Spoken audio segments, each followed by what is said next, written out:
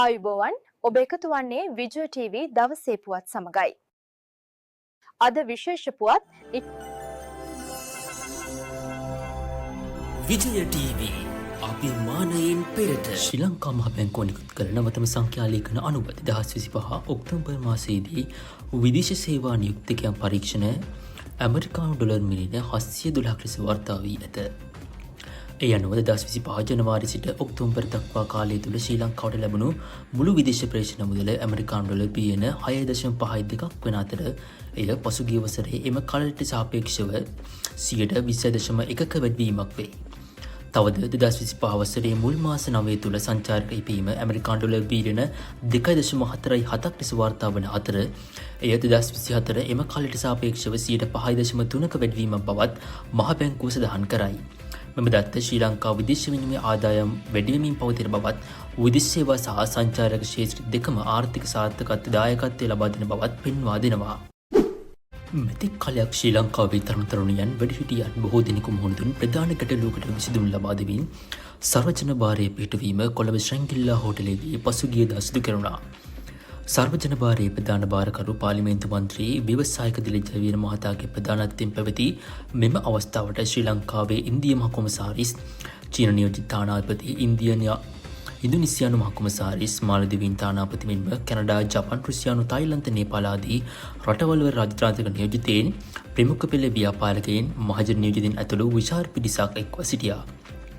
ව්‍යවසායකත්වයට මඟ පියමැනීමට උත්සාහ කරන ශ්‍රී ලාංකිකයන්ට අවශ්‍ය ප්‍රාග්ධනය මඟ පෙන්වීම අවස්ථාවන් සහ අභිප්‍රයන් ලබා දීමේ අරමුණින් මෙම භාරය පිහිටුවා තිබෙනවා. අයවැය ගැන එක අය කියූ කතා. බැංකුව දැන් ඊයේ බජට් එක එලි දැක්වුවා. මොකද ඔබතුමාලට අභියෝගයක් නෙමෙයිද මේ බජට් එක ආණ්ඩුව කියන්නේ ඉතාම සාර්ථක අයවැයක් කියලා? බජට් එක විතරක් නෙමෙයි මුළු ආණ්ඩුවම අපිට අභියෝගයක් නෙමෙයි. ඉතින් දැන් මේ යන විදිහට අනුවට ඊළඟ බජට් එක ඉදිරිපත් කරගන්න පුළුවන් වෙයිද කියන එක පිළිබඳවත් සැකයක් ගැටලුවක් තියෙනවා. අපි අතරේ නෙමෙයි. අපි කොහොමද දන්නවා මේක කරන්න බෑ කියලා.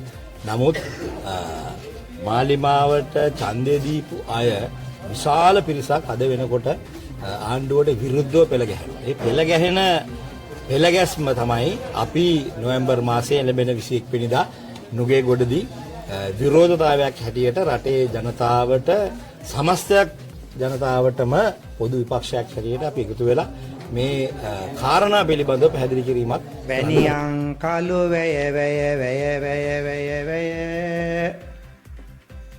ණය අපි දැක්කා අධිකරු ජනාධිපතිතුමා අයවැය කියනකොට අපි ඇත්ත වශයෙන්ම සතුටු වුණා මේ අයවැය හොඳයි කියලා.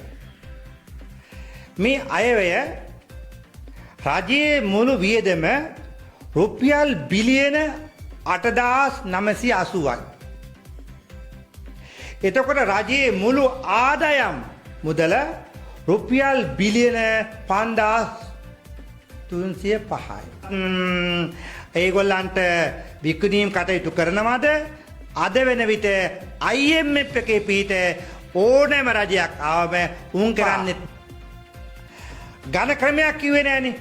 මම ජනාධිපතිතුමාගෙන් අහන්න කැමති අධිකරු ජනාධිපතිතුමනි, ඔබතුමා මේ රුපියල් බිලියන 3,675 කොහෙන්ද ගන්නේ?